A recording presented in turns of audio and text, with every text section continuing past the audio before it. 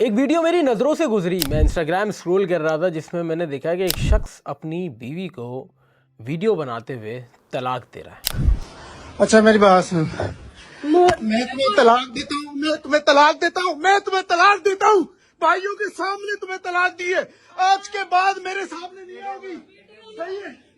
بس چھاتے اور اس نے 3 بار یہ الفاظ استعمال کیے جو میرے اللہ کے نزدیک سب سے بدترین الفاظوں میں سے ایک ہے، اور اس نے بیجا یہ بول دیا جس میں اس کو معلوم ہی نہیں تھا وہ کیا کر رہا ہے۔ یہ کوئی ٹک ٹاکر ہے علی حیدرآبادی جس نے اپنی بیوی کو ویڈیو بناتے ہوئے طلاق کا ورڈ یوز کر دیا اور کہا میں تمہیں طلاق دیتا ہوں اور آئندہ سے میرا اور تمہارا کوئی تعلق نہیں، میں اپنے پورے گھر والوں کے سامنے تمہیں طلاق دے رہا ہوں۔ مجھے سمجھ نہیں آ رہا کہ یہ معاشرہ اور یہ لوگ کہاں جاتے جا رہے ہیں، یہ ٹک ٹاکر اور یہ یوٹیوبرز، یہ فیملی بلاگرز، یا اپنی ماں بہنوں کو دکھانے والے یا اپنے گھر والوں کو بیچ مجدار میں لانے والے، یہ وہ بےغیرت نسل جنہوں نے اس معاشرے کو خراب کیا، یہ کس طرف جا رہے ہیں؟ اور یہ اس معاشرے کو مطلب اب آپ اس کو بھی ڈیجیٹلائز کریں گے، یہ طلاق دینے کو بھی آپ آن لائن کی طرف لے کے جائیں گے، جو میرے اللہ کے نزدیک سب سے بدترین کام ہے۔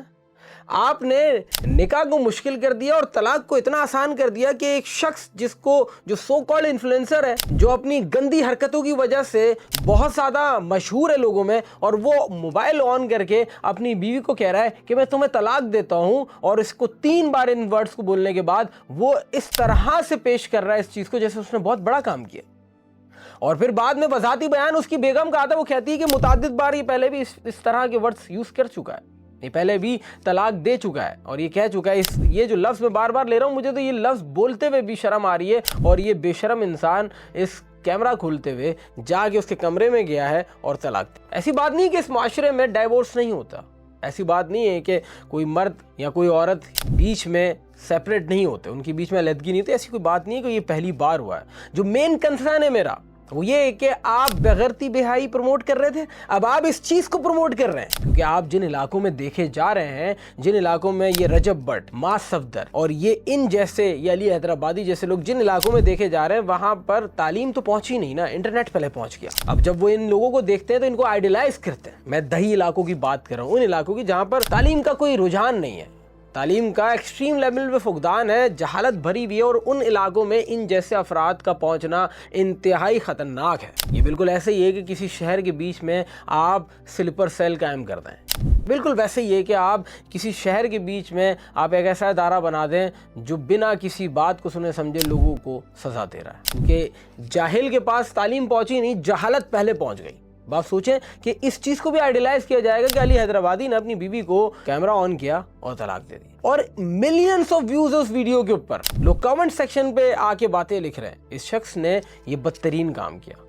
یہ بات ہم پہلے بھی کہتے آ رہے تھے کہ ان کو روکو، ان کو سنبھالو، جو یہ حرکتیں کر رہے ہیں نا، جو اپنی ماں بہنوں کو دکھاتے ہیں۔ رجب بٹ جیسا بے شرم آدمی میں نے اپنی زندگی میں نہیں دیکھا کہ اپنے بیگم کے، اپنے بہن کے کمرے میں گھس کے ہر طرح کی ویڈیو، وہ ہر حالت میں بیٹھی ہے اس کو دکھا رہا ہے، اور وہ کرتا جا رہا ہے۔ اس بے شرمی کی شروعات جہاں تک مجھے یاد پڑتا ہے کراچی کے ایک بلاگر نے کی، ماس صفدر نے، وہ اپنے گھر والوں کو دکھا رہا ہے، اور اس کو فیملی کانٹینٹ کا نام دیا جا رہا ہے۔ یہ کون سا فیملی کانٹینٹ ہے؟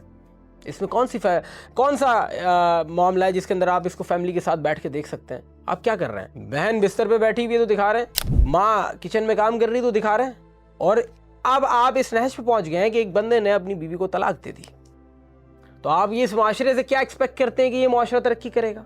آپ کیا ایکسپیکٹ کرتے ہیں کہ اس معاشرے نے کچھ کرنا ہے؟ کبھی بھی نہیں کرے گا، کیونکہ ایسے عناصر جن کو آپ آئیڈیلائز کر رہے ہیں اور ملینز آف فالوورز، ان کی زندگیاں بدل گئی۔ علی حیدرآبادی جیسے شخص کو کوئی نوکری نہیں دیتا، وہ اس بنگلے میں بیٹھا ہے جو آپ میرے جیسے لوگ 7 نسلیں بھی گزار کے نہیں کما سکتے۔